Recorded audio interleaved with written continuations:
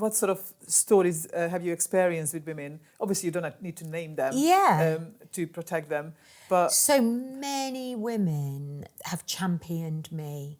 Many women will get me work, will refer me, or I literally had one the other day from a woman that I worked with maybe 10 years ago, and she's worked her way up through, she's a director now. Okay. And one of her team, who's a female leader within the NHS, just reached out to me and said, I want to do your programme, and I don't know whether my line manager will pay for it or not, but I really want to do it. And she did it 10 years ago, and everyone admires her and thinks she's an amazing communicator. And that was 10 years her line manager had referred me.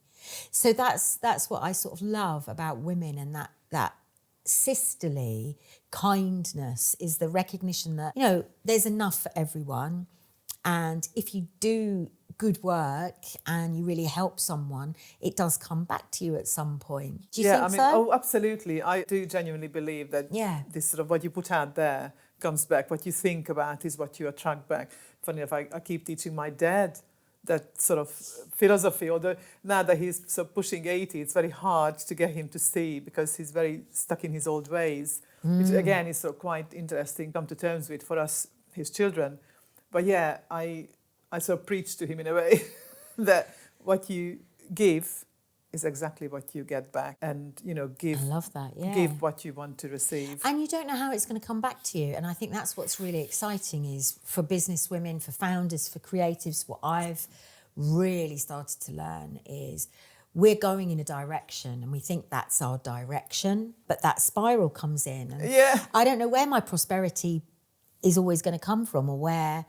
And then it comes, a lot of the time, it might, like that lady, it's come completely unexpectedly from a source that I could not have preempted. Yeah, that's kind of quite interesting to compare the two, because we also obviously use the GPS kind of analysis to our lives as well, that as long as we've got the destination programmed in, there might be road closures or diversions, but the general direction is that way. Yet I'm sort of seeing my business journey as a ramp going up a spiral. Yeah. So then how do I bring the two together?